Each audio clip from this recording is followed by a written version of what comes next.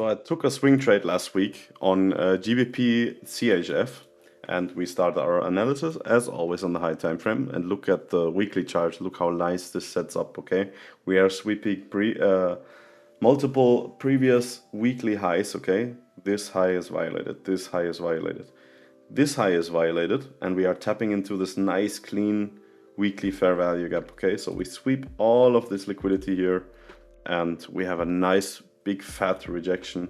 We see on the 4 hour we have one leg fair value gap, second leg fair value gap, third leg fair value gap. So bulls were just in bears were just in complete control here.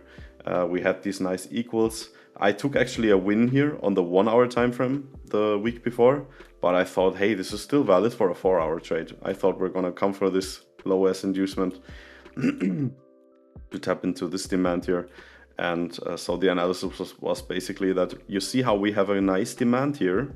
I thought that the 4 hour picture, even though this looks bullish, okay, this looks on the like the pure 4 hour perspective is like inducement, sweep, this demand makes a higher high. But because of the context of the high time frame, sweeping so many weekly structure highs, I was thinking that the weekly is going to overpower the 4 hour picture here. So I was confident that even though we have this slight invalidation here, that the weekly is going to beat the 4 hour and that we're going to fail to break this and then come lower. And this is how the trade went. First we came high, we retested this area and then failed, came lower, but then we have the bulls ultimately gaining control, a big fat fair value gap here that was respecting.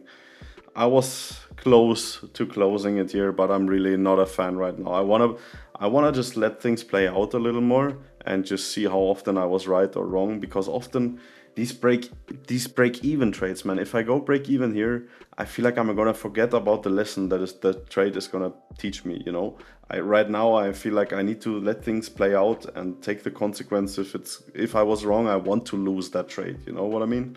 So even though I was really suspecting this fair value gap to hold, it just looked like it's gonna be a loss. But I was like, oh no, I took this trade, I'm gonna let it play out. I'm gonna be right or wrong. So I let it play out. Ultimately, it stopped me out, and that's perfectly fine. I was just wrong on this. Obviously, this could have done a resweep and then break lower. Maybe we're gonna get another setup here. Let's see if I take this then or not. And you can say, hey, why you take this? This is ranging like crazy. But every range, you know what we do. We sweep liquidity, we search the other bottom.